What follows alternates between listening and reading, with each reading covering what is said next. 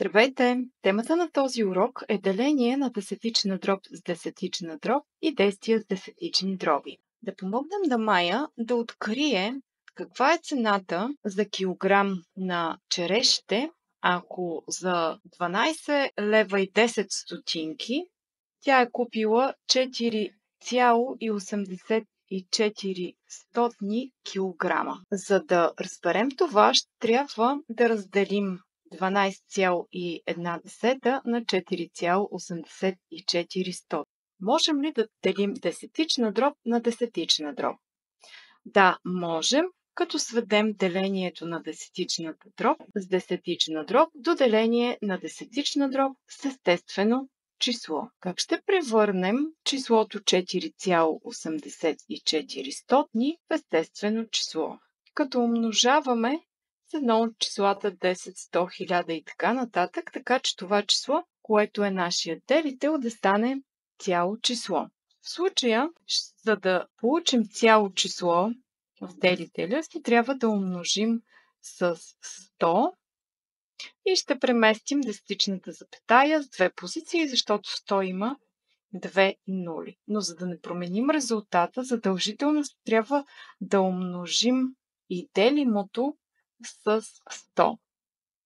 Умножавайки 2,1 с 100, ние ще трябва да добавим една 0, защото ще трябва да преместим десетичната запетая с две позиции надясно, а за това ни е необходимо да допишем една 0. Знаем, че когато имаме десетични дроби, в дробната част след последната цифра можем да добавяме толкова нули, колкото са ни необходими.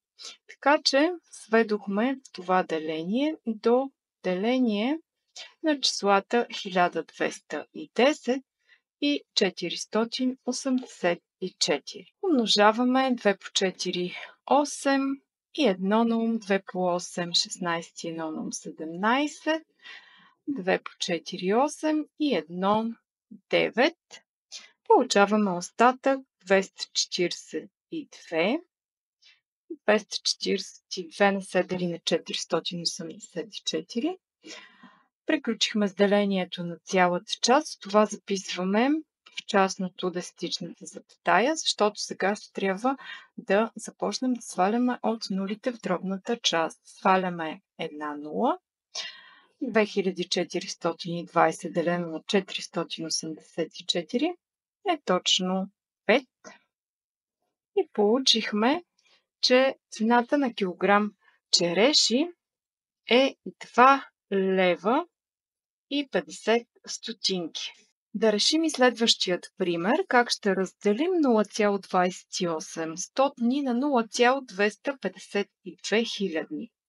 В този случай виждаме, че делителя има 3 знака след десетичната запетая, което означава, че трябва да умножим с 1000. Следователно, умножаваме и делимото с 1000.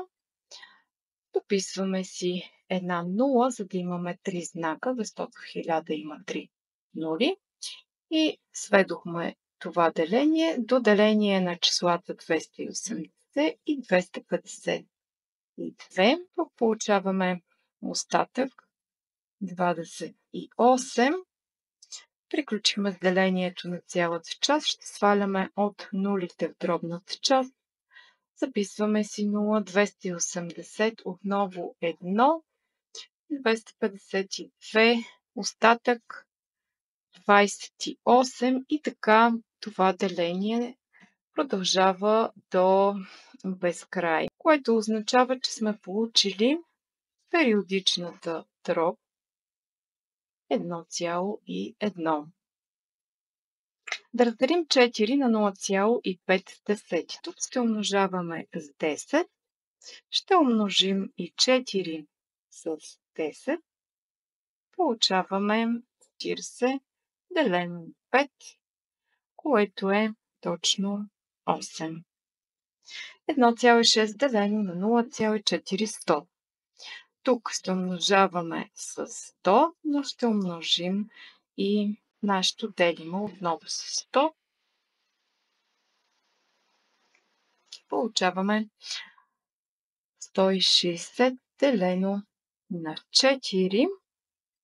4 по 4 е 16. 40 получихме. Сила ли е разпределителното свойство на делението спрямо събирането и изваждането за десетични дроби?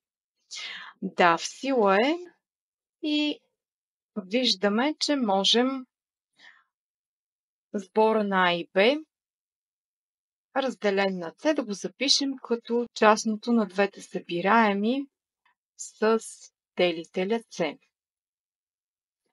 Нека да решим следният пример. 4,4 плюс 9,9 разделено на 1,1. Това можем да го запишем като първото събираемо 4,4 разделено на делителя 1,1, тъй като тук е плюс, аз записвам плюс. Ако беше минус, щяхме да запишем тук минус плюс 9,9 делено на 1,1. 4,4 делено на 1,1 е 4. 9,9 делено на 1,1 е 9 и получихме 13. До скоро!